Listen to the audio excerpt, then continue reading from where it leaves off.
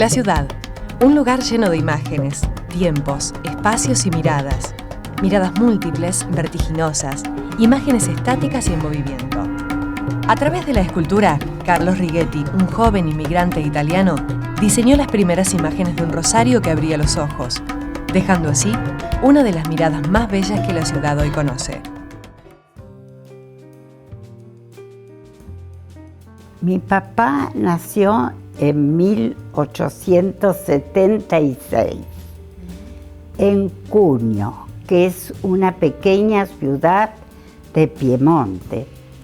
Y después pasó a Francia a estudiar en Tolón y en la Escuela de Bellas Artes de Marsella. En 1902, más o menos, vino a la Argentina, directamente a Rosario, es decir, Rosario fue su puerto.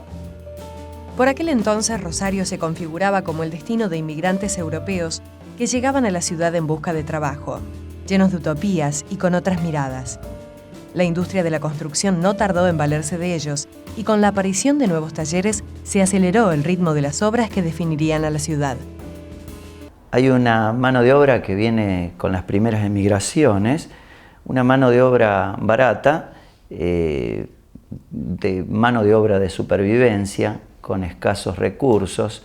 Tuvieron más una función de decorar, de realizar trabajos de yesería, de carpintería, de herrería. Y dentro de esa cultura que yo llamé de supervivencia, es como están los primeros artesanos y los primeros profesores en Rosario.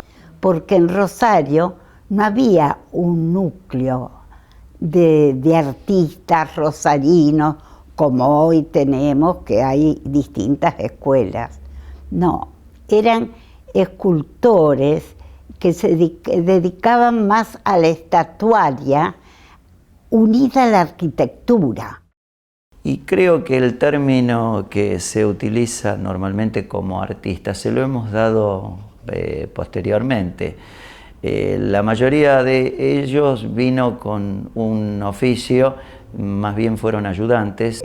En la época del 20, vale decir, en el periodo del 20 al 30, que fue el crecimiento grande de Rosario. Y ese crecimiento estaba unido a la arquitectura. Hicieron los edificios grandes de Rosario. Las esculturas de Righetti embellecen los frentes de numerosas residencias y dan una impronta monumental a los más importantes edificios de Rosario, como el Teatro El Círculo, la Facultad de Medicina, la sede del Jockey Club, la Jefatura de Policía y el Palacio Fuentes. A principios de siglo fue uno de los que transformó, y yo creo que si no el más importante, de los que transformó una villa portuaria como era Rosario en una espectacular ciudad europea. Y así fue que fundaron un establecimiento con Staffieri, que era otro escultor italiano, y Gusella, en España 757. Yo en la época de estudiante llegué a conocer ya casi al final de ese taller que se vendía materia prima, cerca de yesos, esas cosas. Bueno, Righetti fue el primero que trajo el yeso París a Rosario. A partir del yeso París se hicieron los espectaculares cielos rasos de las grandes casas y algunas cosas que todavía sobreviven. Él preparaba pigmentos para artistas, así que era así una especie de alquimista que no solamente producía arte en sus talleres, sino que posibilitaba que otros los produzcan. Expertos en la técnica del estucado, Righetti y sus colaboradores moldeaban en arcilla y cemento ménsulas, cornisas y capiteles que luego colocaban en las fachadas lisas de los edificios. Con fuertes reminiscencias del neoclasicismo y del barroco italiano, construían balustradas, bajo balcones y todo tipo de ornamentaciones que fueron marcando en los pequeños detalles la mirada de una imponente metrópolis. Papá recordaba siempre, con muy especial cariño, el Bar Cifré. En el Bar Cifré Él trabajó con Ángel Guido y el hermano Alfredo Guido, que había unos murales de él hasta que el City destruyó todo, haciendo del Bar Cifré un sótano donde se iba al cambio de dólares. Mire qué diferencia.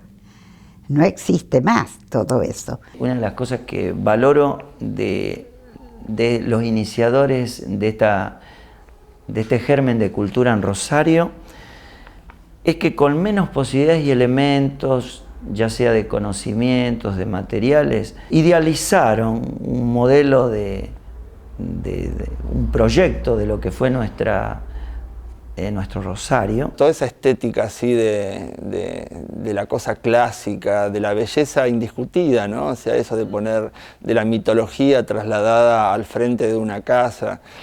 Nos hablaba de un homenaje del artista a la mirada, ¿no? Un respeto absoluto por la gente que pasa mirando. Todo un Rosario que terminó por la edad también de la gente, ¿no? Que también cambió, y por los estilos que cambiaron.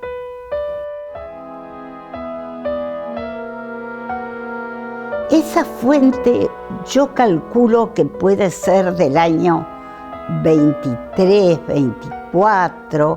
Esa fuente papá la regaló a la exposición rural. La fuente estaba en el predio de la rural, que cuando se tumbaron los tapiales de la rural quedó expuesta y se la iba a colocar sobre Oroño, pero después de varias discusiones así coincidimos todos de que en este lugar le iba a dar un cierre espectacular a todo el ámbito de esa plaza tan europea que es la Bajada Sargento Cabral y que se llama el Paseo de las Artes. Esta escultura, lo original, se puede diferenciar tres partes fundamentalmente. La primera, que es la parte moldeada, o sea, donde están la sirena, el plato y lo que vendría a ser el raptor de la sirena.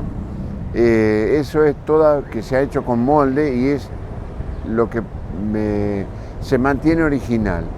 El resto, la parte de abajo, la parte de coral, que atrás mío se ve como si fuese un coral, pero en color amarillo, eso lo hizo la gente de conservación de edificio hace estimativamente 15 años atrás. Y ahora, en virtud de elevar la fuente y darle un tanto de más jerarquía, se le ha realizado como una pollerita, imitando el coral que tenían ya de hace 15 años atrás, de 60 centímetros de alto.